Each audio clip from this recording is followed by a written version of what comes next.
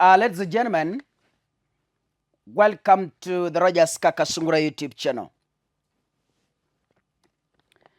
I want to speak this, and I could love this message to go to all Kenyans out there. And I know maybe it will help one or two people, those who bother to understand, or those who bother to take in. In Kenya right now, I want to be very honest, and this is my personal opinion. It's not an officially recorded research or something we can say certified or verified. It is my own opinion as a Kenyan. And I'm speaking this not that I hate someone or I want to undermine someone. It's just my thinking as a Kenyan. And our constitution gives us authority and power to express ourselves on media.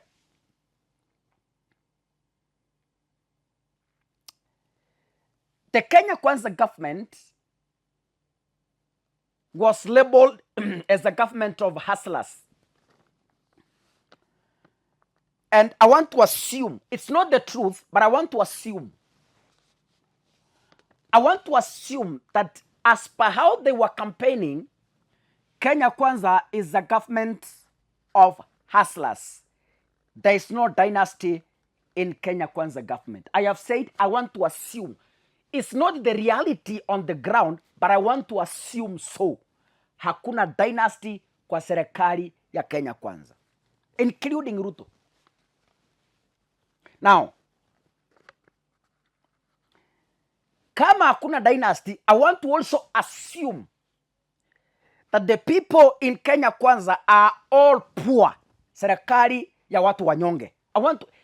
It's not the truth on the ground, but I want to assume so.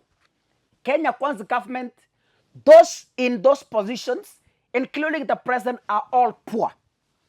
I want to assume so. I also want to assume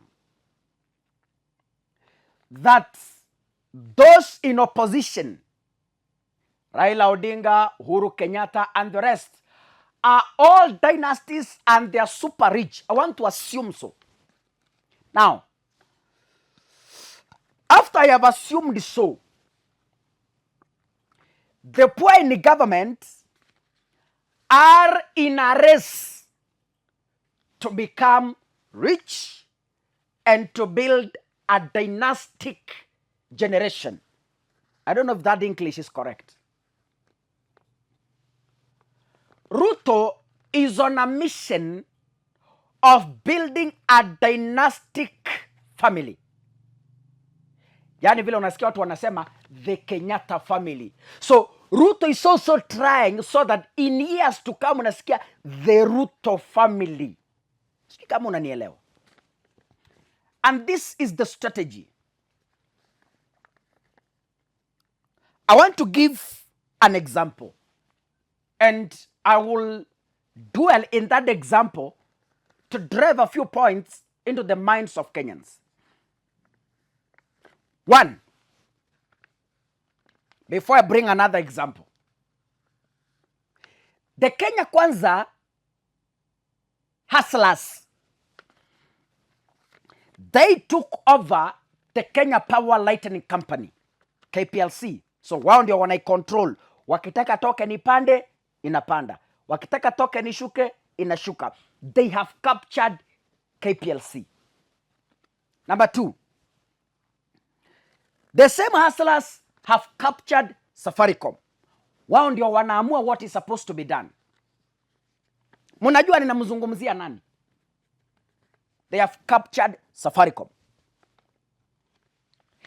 The same people,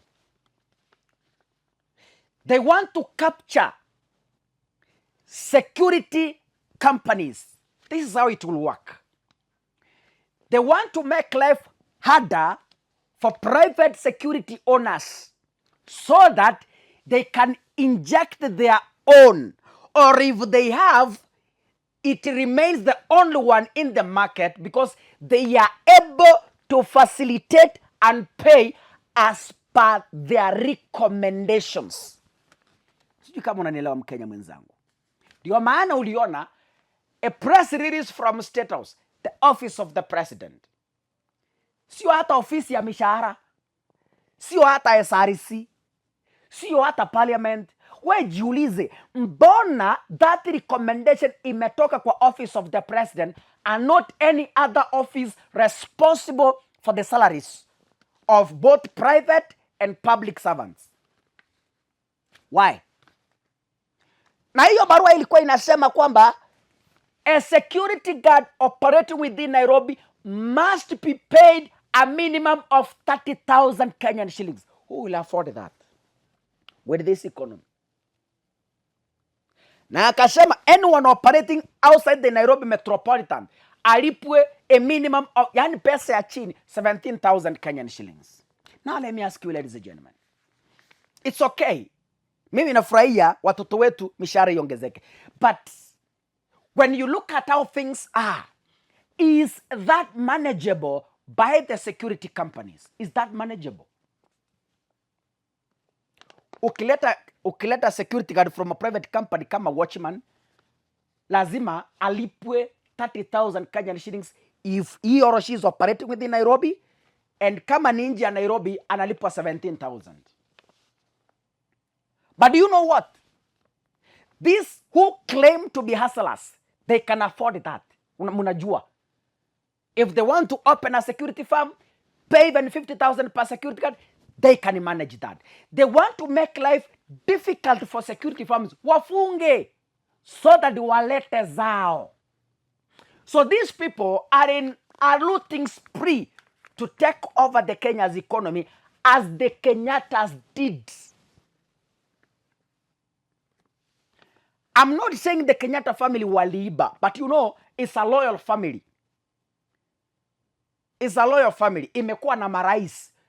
2 presidents from the same family. That is so huge and there's nothing you can do about it. Hata ukikimbia miles, hata ukikimbia 2,000 kilometers per hour, hauwezi fikia hiyo familia. Hao ndio wana control madola, hao ndio wana control mafuta. They control so many things which you cannot. Even if you start, even if you try, it's a loyal family and there's nothing you can do about it. Mlisikia juzi zile firearms that were seized by government from the son of Uhuru Kenyatta. The government withdrew that case. Ilishindwa. How do you fight a loyal family? Ladies and gentlemen. So, the security firms must understand and start preparing now. Serikali haiwataki. Nimeona mumeenda kotini today. I have seen news here that you've gone to court and the court have stopped the implementation of that recommendation. Yeah, I've seen on the news here that the courts have stopped that the implementation of that recommendation. But let me tell you, ladies and gentlemen, it's a clear sign kwamba huyu Mudosi hawataki.